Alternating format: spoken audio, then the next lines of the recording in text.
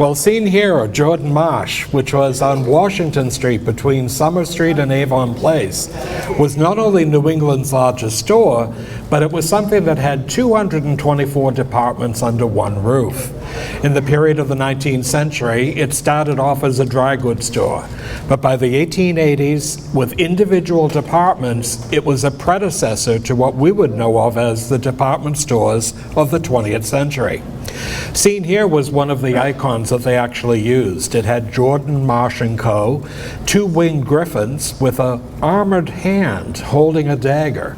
This was used in the period of the early 20th century, and I assume it meant that you were slashing prices, but it was a great piece of advertising that was used in newspapers. But the company was founded by two men, Ebediah Jordan and Benjamin Lloyd Marsh. Both of them were successful dry good merchants on Hanover Street in Boston's North End. They both started business in 1841 on the same block, and they did so well that by 1851 they joined forces and created Jordan Marsh & Company, which was to become one of the foremost dry goods stores in Boston. Now, dry goods meant that they actually sold bolts of material, linens, laces, ribbons, things of that sort, and they did very well. Initially, they would actually take into partnership Charles Marsh, who was the younger brother of Benjamin Lloyd Marsh. Whereas the two partners ran the retail store, Charles Marsh ran the wholesale department right through to 1883 when he died. But these three men were so successful that the company would move 4 times before 1871. Initially, they were located in the Cruff Block, which was 18 and 20 Pearl Street. This was a building built by Isaac Cruff, a man who actually would demolish old wood frame buildings and actually build these 4-story brick structures. On the ground floor, they had commercial establishments and then upstairs offices. But this was something that within a year they actually increased in size, taking 22 on the right-hand side and 16 on the left-hand side, with over 15,000 square feet of display space. But by the period of 1860, they were located in what was basically known as the dry goods store. Jordan Marsh & Company by this point were importers of foreign and dealers in American dry goods. And the Freestone building was located at what is today 148 and 154 Devonshire Street. In that instance, they were now marketing themselves as a leading jobber company throughout New England. Now, during the period of the centennial of the United States, the company would actually institute horse-drawn delivery wagons. If something you purchased was too large, it could actually be delivered to you in the Boston area 6 days a week. Seen here, there were horses pulling this carriage. It was black, painted with gold letters of Jordan Marsh & Co., and it could represent the 25th anniversary of the company in 1876, or it could be the centennial of the United States when it had a parade in Boston. But in this period, the company was not only catering to the carriage trade, but they were offering goods from around the world. During that period, they decided in some ways that eventually they would locate in 1871 here. On the left-hand side was the old Warren Dry Goods store. It was designed by Nathaniel Bradley, a well-known architect, and they purchased that in 1871.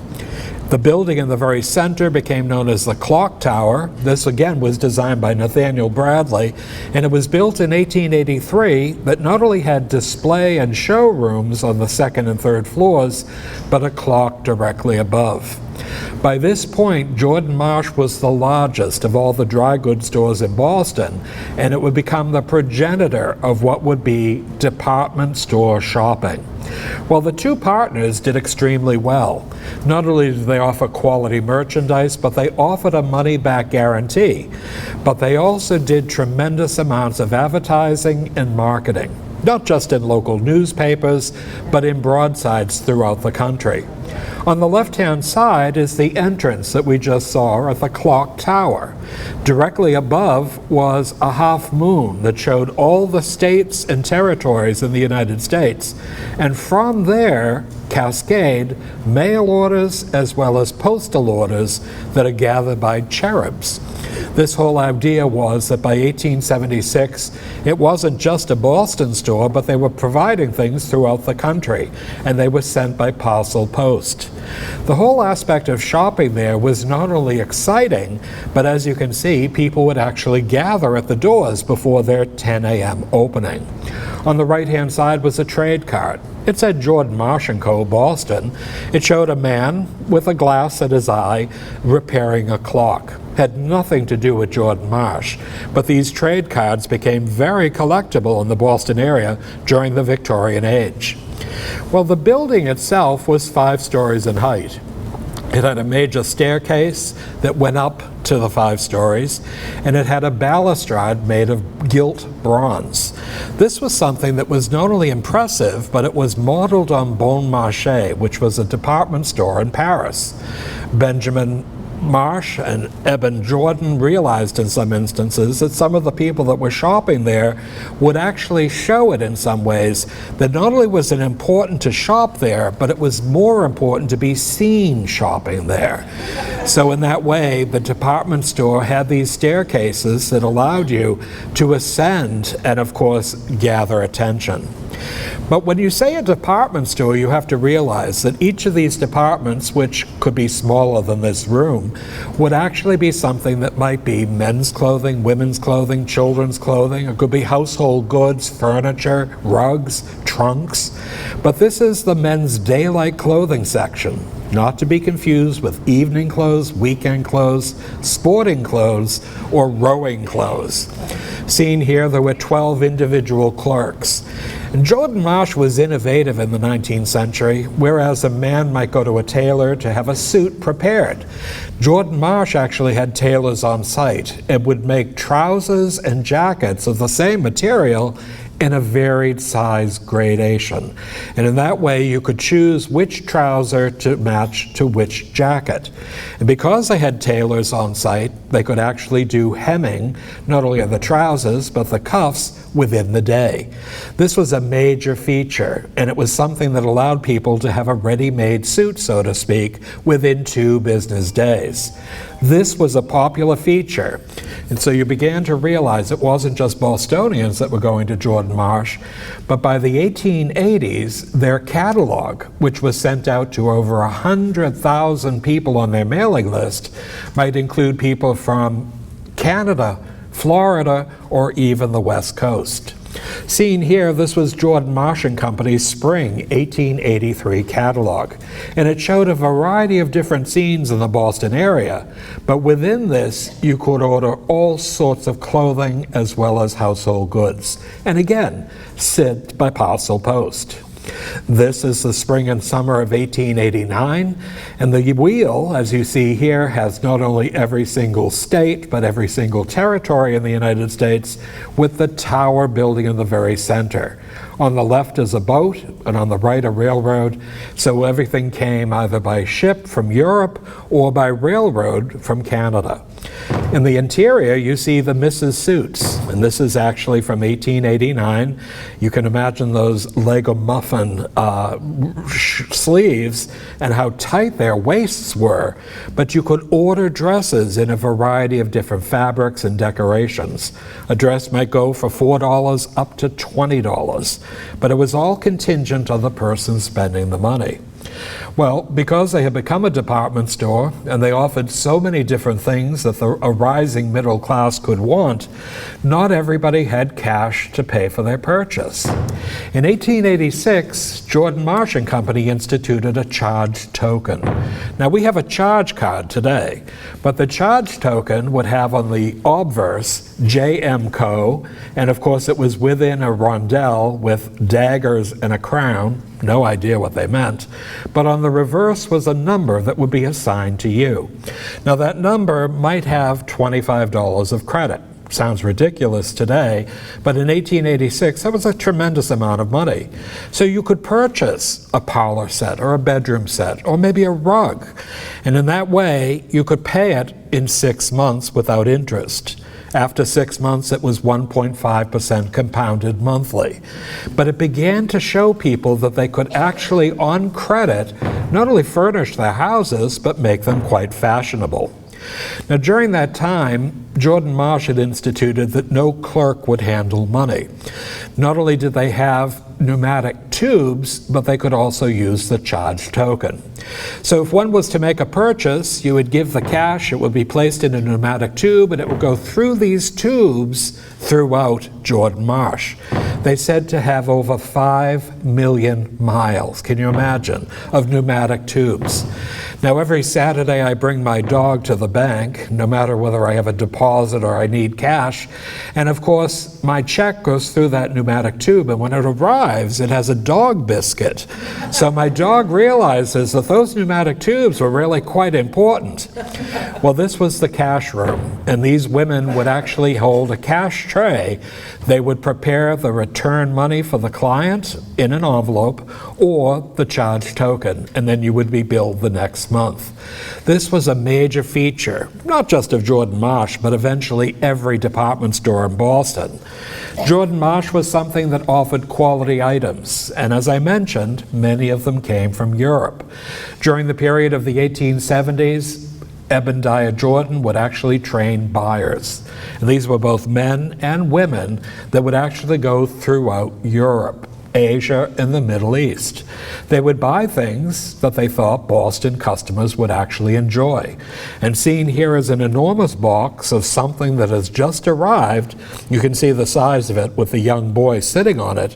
But these would bring home treasures, so that in some instances, Jordan Marsh had a variety of things. By the period of 1913, the 144 horses began to be supplanted by motorized delivery trucks.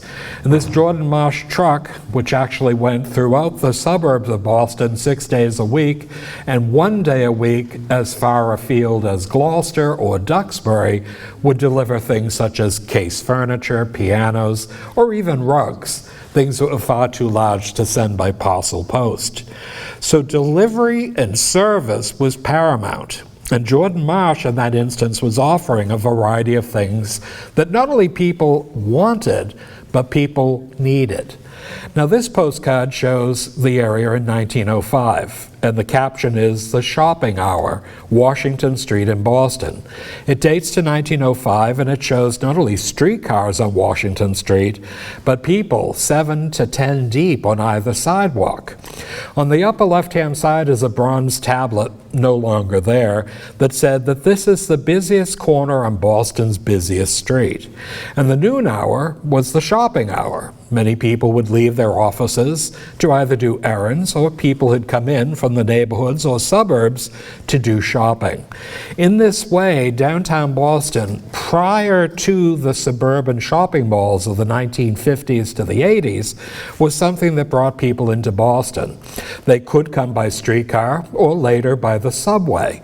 But the whole aspect was you could get something much better in downtown Boston than you might in Brockton. And people came by the droves. By 1911, they decided to market their company, and they said they were the mercantile heart of New England, Jordan Marsh and Company. And actually superimposed with this heart, it shows the Tower building on the left and the annex on the right. You might remember the annex. It was where the bakery was located, the coin shop, stamp shop, record shop, as well as household goods above. But Jordan Marsh did provide throughout New England, but it was even known that they had offices in London, Paris, and Berlin. So they were actually people that shipped to the United States for them, but they also had clients in Europe. Ebediah Jordan himself was somebody who had started off with only $5,000 to his name in 1851. When he died in 1896, he was worth over $70 million. He was a great success. His partner, Benjamin Marsh, had died in 1865, and his other partner, Charles Marsh, in 1883. So this man had single-handedly built not only a magnificent department store, but reached out in such a way to include people of all walks of life. He himself realized that this department store, seen on the right-hand side, was not only a magnificent cobbled together store. You might remember Jordan Marsh with the creaky wooden floors and different areas that had staircases and drops. That was because many different stores were incorporated into the one store. On the left is Abraham Schumann and Company. That was at the corner of what is today Summer Street and Washington Street. That had started in 1871 but was demolished in 1922. The whole aspect was Ebediah Jordan left the business to his son, Ebediah Jordan Jr. He was educated at Milton Academy and at Harvard University, and he did have a classical education, but he had a musical bent. So when he started at Jordan Marsh, he started as a stock boy. And throughout the early years, he himself continued to grow in confidence and responsibility. And in 1896, he took over the ownership of the company. Well, this was a very substantial company. It was well founded. But by that period, you realize it had a set grouping of customers. Jordan himself was somebody, as I mentioned, had musical aspirations. He was actually to build the Boston Opera House that was on Huntington Avenue. So you might know Horticultural Hall, Symphony Hall, and just to the west was the Boston Opera House. Not only did he pay for it, $1.6 million in 1899, but even the red velvet curtains for the stage were from the Jordan Marsh Fabric Department. He also gave Jordan Hall at the New England Conservatory of Music. So it's edifying to realize our great-grandparents' purchases were actually going to the enjoyment of music in Boston. But he was a major feature, but he also had a sidekick, and that was George Mitten. George Mitten was my great-grandfather. He was somebody who actually worked with not only the founder, but with Ebediah Jordan Jr. This man, who had attended Suffolk University, was somebody who would revolutionize the company. He would eventually become president in 1916 and would institute all sorts of new measures that made Jordan Marsh as special as it was in the 20th century. So between these two men, they looked at this department store as something that was a grouping of employees, up to 2,000 at any given time, who many of them who would actually celebrate their 50th anniversary with the company. So it must have been a very good place to work. By the period of 1926, not only was the company successful, but here they were actually celebrating their Diamond Jubilee. It says, "Hear ye to the citizens of New England from the Jordan Marsh Company. Greetings. You are hereby bidden to witness, beginning January 2nd, 1926, the events, exhibitions, and entertainment of our Diamond Jubilee, of which the daily press shall publish notice." Well, on the right-hand side, you might have the Boston Town Crier with his bell. He was declaring Jordan Marsh with their 75th anniversary, and these buttons were given away to customers. People realized many businesses didn't even succeed for their 25th anniversary. But Jordan Marsh, by 1926, had a solidified base, and it was thanks to George Mitten's son, Edward Richardson Mitten, who would actually transform the company in the mid-20th century. He again was educated at Milton Academy and Harvard University, and when he took over the company in 1937, at the height of the Depression, he was somebody who made the company not just equally successful as it had been previously, but his marketing and advertising was superlative. He was somebody in some ways that looked at the company that could actually compete against some of the major companies in Boston. Bonwood Tellers, C. Crawford Hallage, or even Filene's, which wasn't a department store but a specialty store, would actually see Paris fashions. Jordan Marsh and Company would actually offer Vogue patents in January of 1935. So these weren't simply things that you could purchase, You bought the material and you made it at home. You have to realize in 1935 it was during the Depression, so a bolt of material might be all you had to actually spend. But Jordan Marsh not only offered patents, but even the dresses themselves.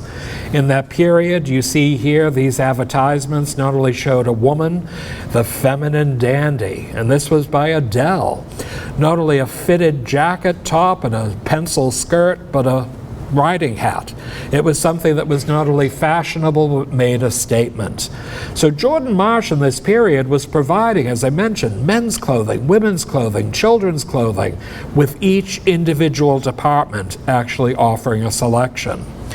But during the Depression, Jordan Marsh also realized not everybody was able to actually go out, either purchase material for a patent or even a new dress. They instituted on the first Wednesday of every month what was called Dollar Day. Does anybody remember Dollar Day? Well, Dollar Day was when you actually had a Jordan Marsh dollar bill mailed to you. Not only do you see here it was a merchandise certificate, but you could redeem that for something that was marked down in the basement. Now, the photograph above shows a grouping of people in front of Jordan Marsh. I like to think that they're going to Dollar Day. Sometimes you could pool your money with a sister or brother or neighbors, and you might find a handbag, gloves, or children's shoes. It was never known what you might find, but it was always a bargain. So Jordan Marsh had taken a hint from Filene's Basement, which had been founded in 1909, and they founded their Jordan Marsh Basement in 1911. So the whole concept was Dollar Days was a big day in Boston, and people came by the droves. But of course, Edward Richardson Mitten, seen here, carried on the tradition of the Marshes by having an art show. Now, the annex, which was 9 stories in height, had at the very top an area that they would actually use for exhibitions. And they decided to have an art gallery. Now, the building was not only built in 1911, but on the left-hand side it shows that this was something that was in the original building. But on the right, this dated to 1957, and he's handing the Mitten Art Award to a man named Robert Douglas Hunter. Hunter was born in West Roxbury, and he was a well-known painter. Seen here was a painting of Robbie, who was his younger brother. He won the award 2 years in a row. Not only did he receive a bronze medallion, the Mitten Art Award, he received a $1,000 check, and he could invite 12 family and friends to Lockobers for a celebratory lunch. So every year they would encourage both professional and amateur artists to display their artwork. It wasn't Jordan Marsh who decided the winner, it was the public. You would vote upon it. So during that period, right up until about 1965 to 1966, the art show would continue.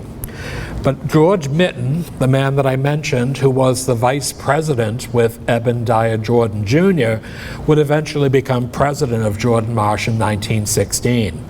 Now, this man was an instrumental person. He not only created the Quarter Century Club in 1926 for everyone who had worked for the company for 25 years or more, but he also instituted the Half Century Club. Now, I can't imagine having an employee 50 years, but I was with the company for 42 years, so I kind of think in a lot of ways I was an aged timer too. When he died, they actually placed a bronze tablet just to the left of the employee's entrance on Chauncey Street, and it had a rondel of his image, and it said, "In memory of George W. Mitten." It said, "Hereafter there shall be no such term as a Jordan Marsh employee. From here on, we are all fellow workers, regardless of our position with the company." So in that instance, not only he, but his brother Robert, who served as president from 1930 to 1937, and his son, Edward Richardson Mitten, who served as president from 1937 until 1963, realized that the success of Jordan Marsh was due by the employees. Many of these people dedicated their lives, and in that instance, they would receive tokens of appreciation. Well, these were the quarter century Club medallions that one would place in his lapel pin. They were actually made of brass, and they had blue stars. 1 star meaning 5 years, so they're 5 stars for the 25 years. And this was something you could wear on a daily basis, and not only fellow employees, but even clients would actually see this as a major feature. But when you began to realize on your 50th anniversary, you received a gold medallion with 5 diamonds, that was truly something that many people were quite proud of. It wasn't just receiving these tokens, but you were also invited to a luncheon that was usually held at the Statler Hilton.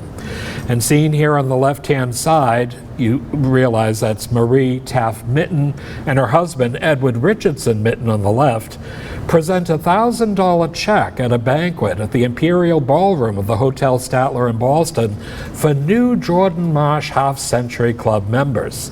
And seen from left to right are Agatha McMullen, Anna Murphy, and Catherine Roach. These 3 ladies were inducted into the prestigious club for those who were employed at Jordan Marsh for 50 years of service. Founded in 1922, members of the Half Century Club also received a platinum service pin with 5 diamonds. They look pretty young to me, but they had to have started as late teenagers. So not only did they come to the Statler, but they had corsages, and their family and friends were there to actually see them inducted into this prestigious community. People realized in some ways that it was a great place. But in 1964, the Half Century Club would see these inductees. I love it. The corsages, the mink stoles, and the flowered hats. You see Edward Richardson Mitten on the right-hand side. He had now become chairman of the board. And on the left-hand side was Cameron Thompson, who was president from 1963 until 1969. This was something in some ways that many different companies in Boston would actually see. Longevity, and of course people serving for years on end. But the whole problem was, in some ways, during the Depression, the company's sales slumped. Now, during the period, they decided in 1929 to institute what was called the Santa Sun Parade. Does anybody remember a parade in Boston the day of Thanksgiving? I didn't, but I went to eBay and I found a postcard. I went, I don't believe this. Well, Edward Richardson Mitten decided to have a parade that not only had Santa Claus, but his son. I was astounded. I never knew Santa Claus had a son. But here he is on the right-hand side. And the Santa Sun Parade would start at the Fenway and come down Beacon Street to the State House, turn down what was Park Street and Winter Street, and end at Jordan Marsh. Well, seen here on the left-hand side, it started in November of 1929. And in that way, many people would line the streets of Boston. Santa Claus was a big deal, but these balloons were incredible. Seen here, it says Merry Christmas. Of course, this was the beginning of the Christmas holiday season. And we have what you see is a policeman balloon that came from the New York Macy's Thanksgiving Day Parade being paraded along Beacon Street directly in front of the Massachusetts State House. That reviewing stand actually had upwards of 50 people, including the Mitten family, but look at the number of people. So if you had a policeman balloon and you had guide wires to hold it so it didn't ascend into the heavens, what do you think the guide wire people holding it would dress as? Look closely. They have striped prison suits on. Isn't that fun? So during that period, most of them were employees at Jordan Marsh, and they would get a little bit of extra pay to hold these balloons so that they didn't actually escape. Here on Beacon Street, and the building in the very center with the people on the balcony, is Robert Jordan and his son. He was the son of Jordan Jr. And you realize this was some sort of an insect. Of course, it had all these individual little balls that came down. But look at the number of people. I don't know who was cooking Thanksgiving dinner, but the idea was that by the period of the 1940s, it was over 100,000 people from the area of what is today the beginning of Beacon Street at what is today Kenmore Square, all the way to the State House. This was something that was a great attraction.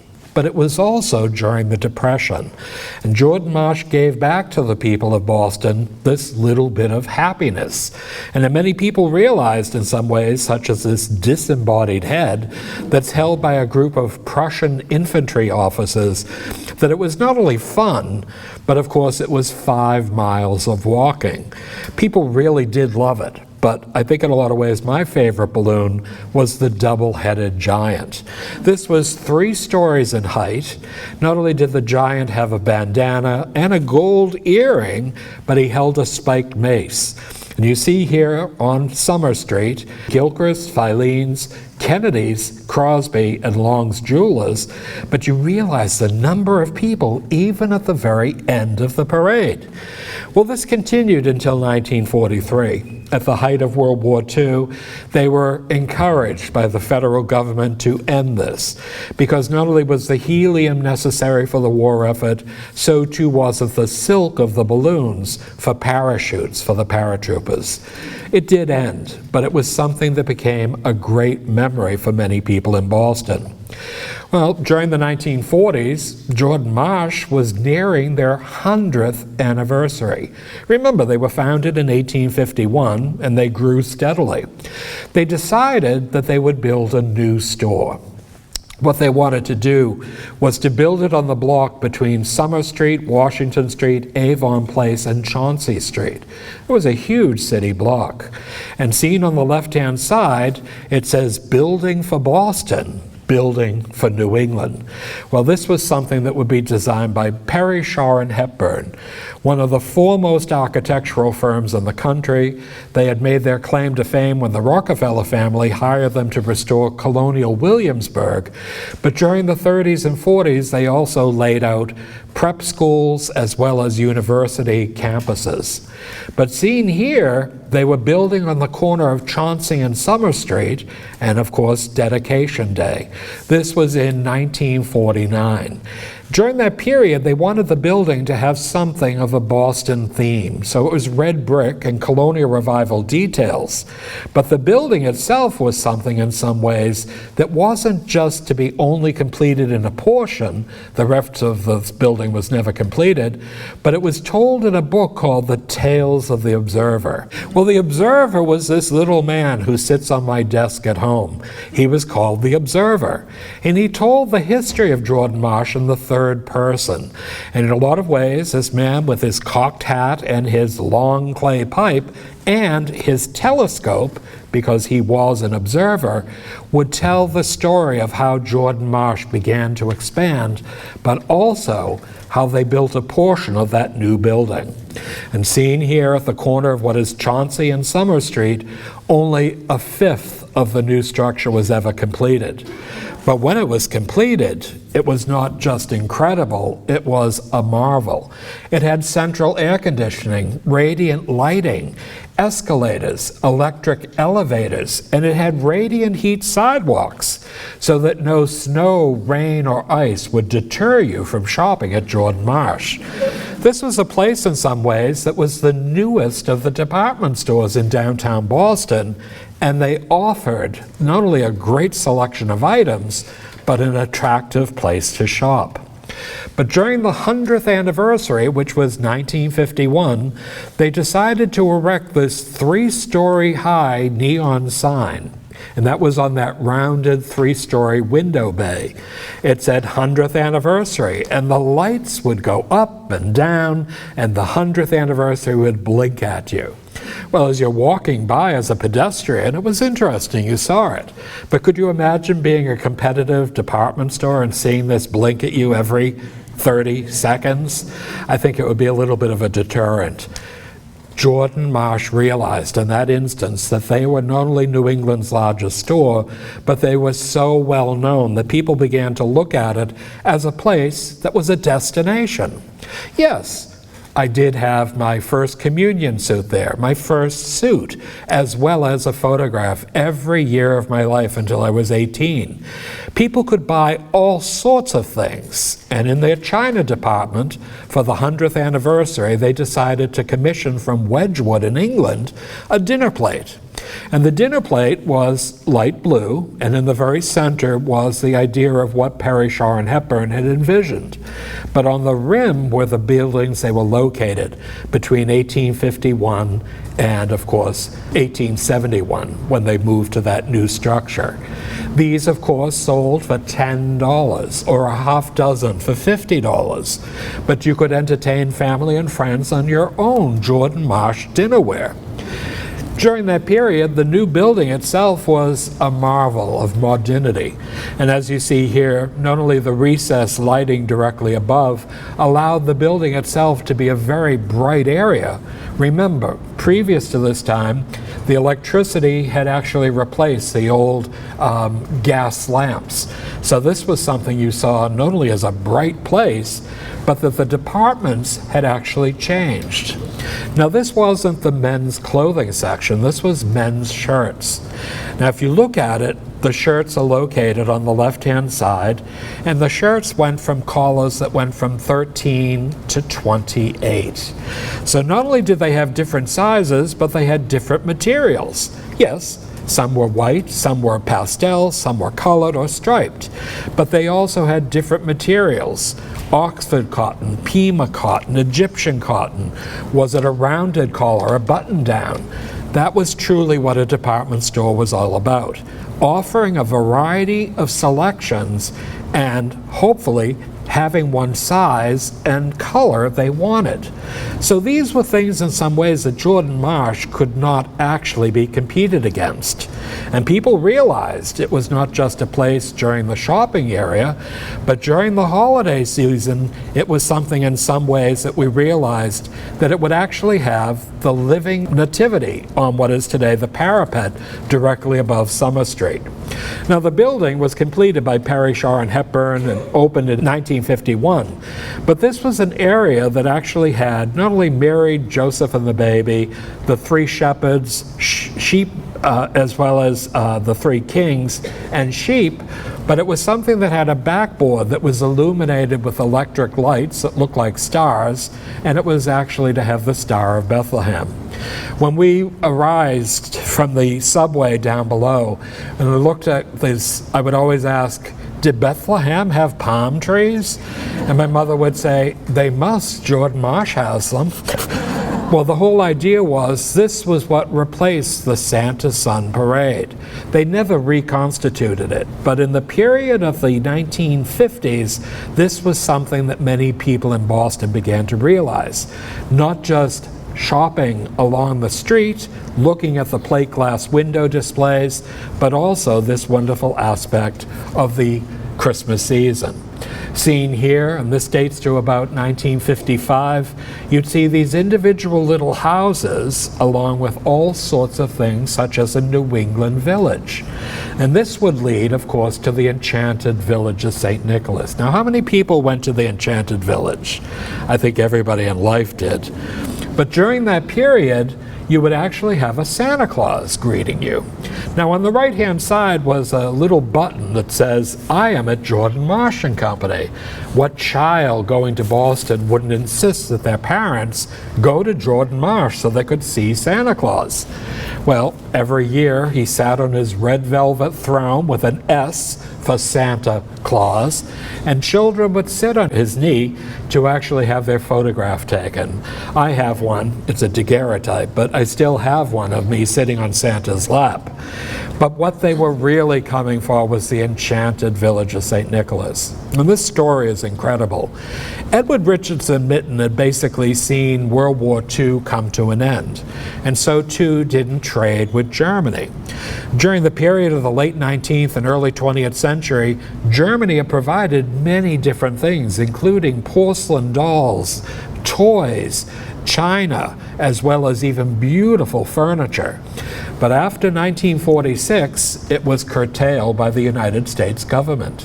He petitioned every year that he might open trade again with West Germany.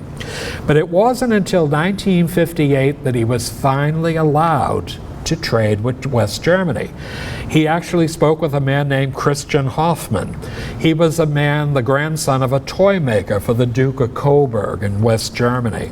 And at that instance, this man was making what were called automatons. And these automatons, men, women, and children, as well as animals, would move in unison. And it was something that were initially done for department stores in Europe, as well as even amusement parks. Well, Mitten thought this was something that really could be a great attraction. He was allowed to order over 250 units, and that included people and children as well as animals. And on the top floor of the annex, he created the Enchanted Village. And in that instance, not only did these animals move in unison, but people would walk along the stanchions, and you would peer into 24 different tableaus that were 3/4 in size to actually see what it was like in the 19th century for a Germanic-themed village. Well, this was something that was just incredible, and it got tremendous amounts of publicity. The Enchanted Village of St. Nicholas was a mixture of Tudor Revival and storybook style, and with half timbering and mullioned windows that mimicked medieval cottages and English country houses. And seen from the walkway, the facades had automated figures that peeked from doors and windows, as well as a cat that sits on the chimney top. Notice the village jail on the right. Well, this was something that was just incredible, because as you watched, it might be a baker who is moving, or a glassblower, a schoolmaster, or even a scene in a parlor. During this period, Edward Mitten was somebody who realized that when he opened this on the day after Thanksgiving in 1959, it had over 10,000 people that went through on the first day. It was incredible. And people realized not only was this something that was going to be a major attraction, but Life magazine had come and actually done photographs before it opened. They encouraged employees to bring their children so that they would sit in these tableaus while they took photographs. So the Hoffman-built glassblower in the ornament shop in the Enchanted Village of St. Nicholas on the left was photographed by Look magazine in December of 1959 with 3 children admiring the multicolored ornaments, which are of blown glass and decorated with traditional Bavarian designs. If that glassblower had been able to bring the blower to his lips, he might have blown those ornaments. And they look awfully familiar to me because they look like things that decorate an art tree. But if you like them, they were in the gift shop on the way out.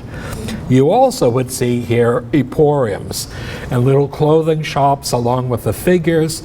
These were things that were not only enchanting, but it was something that mesmerized children. But it also had music. A trio from the Biltmore, the Sherry Biltmore that was on Massachusetts Avenue, were hired, and they dressed in Tyrolean costumes and a hat, and they would actually play Germanic-themed music. And during their break, somebody would play the organ with Christmas carols. So the Enchanted Village of St. Nicholas was something that was more than what brought people just to Jordan Marsh. It was also a marketing technique. Remember, it's on the top floor of the annex, and the only way to reach it is not by elevator, but by an escalator. And as you went up, that was one thing. But when you came down, every landing, sale, 50% off, and you would see at least 15% of the public making a purchase on the day they visited. So people would see in some ways not only something that was fun, such as this is the bakery, and the automaton himself would lift a tray of cookies, but the actual trays in front were real cookies. Not only did they have the recipe in Look magazine, but if you like the aroma of them with citron and aniseed and things of that sort, you could buy them in the bakery. So Jordan Marsh was getting a double hit on this. It was fantastic. People came more than once, but it was also the fact that you could make purchases at different parts of the store. Well, in January of 1960, a citation was presented to Edward Richardson Mitten, second from the left, of Jordan Marsh from the Chamber of Commerce of Coburg, West Germany, for the furthering of closer ties between the United States and West Germany. And seen from the left to right are Gunther Motz, who was the West German consul for New England, Edward Richardson Mitten, president of Jordan Marsh, Hans Joachim Hoffmann, head of Christian Hoffmann Company, and Edward Schmidt, who was Chamber of Commerce of Coburg, West Germany. The enchanted village of St. Nicholas was a huge success and brought great publicity to the store. It was an annual tradition, and people brought not just their children, but many times their grandchildren. And people realized how important it was. But there was one other place that was called Toyland. And Toyland was on the 5th floor of the annex. Here, this card said, "Merry Christmas to the children of New England," and that the Jordan Marsh Company is the headquarters for Santa Claus. So you realize in that instance, with surrounding of toys, why not go to Jordan Marsh and choose what you're going to get from Santa Claus on Christmas? Well, during the 1950s, not only had Jordan Marsh one of the biggest toy lands in all of New England, but they began to publish, again, a catalog, but in full color. And this was Christmas gifts for all the family from New England's largest store. This is Christmas 1950. Santa Claus obviously didn't come down the chimney. It's still intact. The little boy on the left has a Hopalong Cassidy gun and holster set with a hat. The little girl holds a Madame Alexandre porcelain doll, and the little boy has 2 tin trucks, a delivery truck and a fire truck. These were things that you could order to be shipped to you by Jordan Marsh, or you could go into the Toyland itself. Well, seen here at the original building, which was at the corner of Washington Street and Avery Street, it said New England's largest Toyland, 5th floor in the annex. But directly above, over the window, was Santa Claus.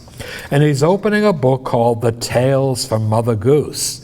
Not only Mother Goose, but all of her sheep are escaping. Where are they going? Well, Toyland, obviously. But the whole idea was, once you got there, there were these displays of model trains. I had a Lionel train, not quite as large as this, but I loved it, and it came from Jordan Marsh. People of all ages, and if you look, it's not only very young children, teenagers, older teenagers, and adults, but you would see the trains running from the time the store opened until it closed. There were styrofoam hills, dells, and valleys with tunnels, and these were things, not as large, but you could actually purchase. And this was a real railroad system with a 7-piece farm set. This is what I had. And you began to realize it was easy and fun to set up, and of course it was something you realized was only $22.50. Of course, that was a lot of money in 1957. But you would have a set of track along with a regulator and little tiny charcoal tablets you would put into the engine so that it actually smoked. I love it. Still on my shelf. It's an antique now, so it must be worth something.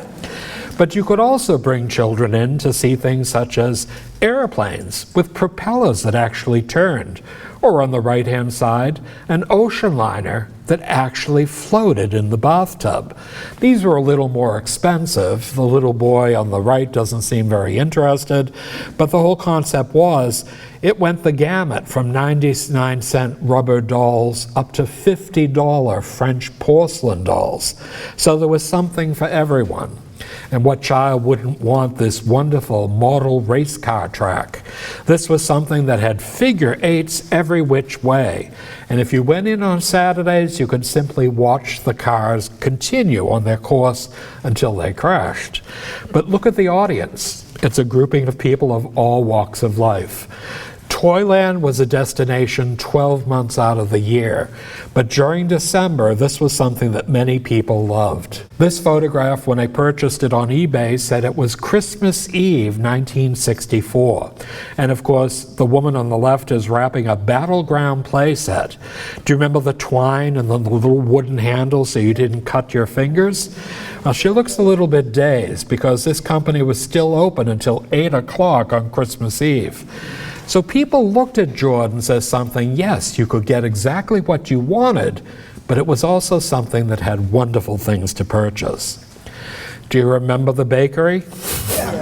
Well, on the right-hand side were the gourmet items. Not only could you actually have things sent to family and friends, they even did fruit baskets for ships leaving from Boston. But on the left-hand side, as you approached the bakery counter, you would take a ticket from an individual machine and wait until you were called, usually at least 20 to 30 people ahead of you. The idea was you wanted to be called before all the blueberry muffins were sold. But the bakery did things from birthday cakes and wedding cakes. They did cherry pie for Washington's birthday, Irish bread, as well as pumpkin pie at Thanksgiving. The bakery was an all-service bakery, and they had 24 bakers at any given time. Now, of course, that was a major employer. And the Jordan Marsh Bakery, famous for its delicious blueberry muffins, had in this advertisement an opportunity for an experienced baker and a baker's apprentice. It was the night shift, 11 p.m. to 7 a.m., liberal fringe benefits including a store discount after only 2 weeks of employment. Well, the whole aspect was the bakery was a major employer, and of course, you would make blueberry muffins. This is John Pupik. He was a master baker. This is the man that when Macy's took over the company, he would make his own blueberry muffins in Avon, Massachusetts. But here, he makes 24 muffins at a time. And in that instance, you began to realize with the variety of things from cookies and muffins and cakes, there was something that appealed to every palate. But the whole concept was, whether you were going there for a birthday present or an anniversary present or even a Christmas present, they always gave you a box with which to put your purchase in. During Christmas, you see here it says Joyous Merry Christmas, and we see a stagecoach along with outriders and trumpets. That was something that actually had to do with Ebediah Jordan Jr. He was a horse breeder in Plymouth, Massachusetts, and Plymouth Hospital is actually located on his estate. But he was somebody who saw this as something that was quite fun. It was beautiful enough to just put your package in there, but you could go to a gift wrapping counter, and there were usually 3 that you could choose that were free. But if you spent $1, you got the best wrapping paper and the biggest bow you've ever seen. That was really something that would impress family and friends. Gifts were important. But the whole aspect was, by 1951, which was of course the 100th anniversary, Jordan Marsh was beginning to realize that Boston was changing. Not everybody was living in Boston or around the city. Now they were beginning to move to the suburbs. After World War II, there was the GI Bill that allowed many men and women who had served to return to college. They also offered low-interest mortgage rates. So many people were buying houses in the suburbs, especially in the west along Route 9. Now, during that period, Route 9 began to grow from what were estates and farms into an area that had Shoppers World. This was the world's largest and most beautiful shopping center, but it was a suburban shopping mall for the suburbs. On the left-hand side, you see in a photograph of 1953, automobiles parked at Jordan Marsh. Now, Jordan Marsh was an anchor building, and you would see R.H. Stearns and Filene's and many other well-known businesses also having a suburban location.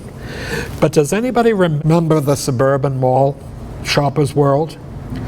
The building, as you see here, had a rounded roof. Now, this was a dome, and it actually had quite the history.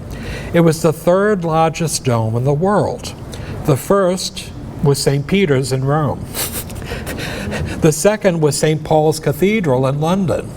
And the 3rd largest dome in the world was Jordan Marsh in Framingham.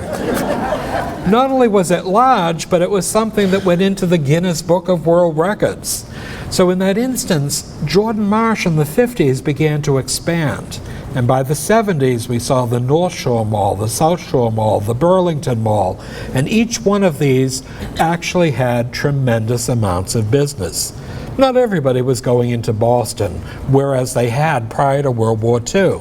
Now there was the convenience of a mall, and it was something that really transformed Jordan Marsh. During the period of the 1970s and 1980s, it still maintained its position, but it actually began to fail by the 1990s. It was absorbed in 1996 by Macy's. Now you had to realize it wasn't Macy's department store per se. They had been associated with Allied stores and Federated department stores. And it was in that instance that Filene's was the largest of the Federated stores. This became Macy's. I used to teach college, and I would always tell my students, I will be back, because I gave them a half hour to cheat. I'll be back after I get my handkerchiefs and socks at Jordan Marsh. They had no idea where I was going, because only they knew it was Macy's. But Jordan Marsh was something in some ways that was a special department store. It was something that incorporated people of all walks of life, and that not only the Jordans and the Mittens created, in that instance, New England's largest store, but it was something in some ways that is a fond memory from the past. Thank you. I hope you enjoyed it.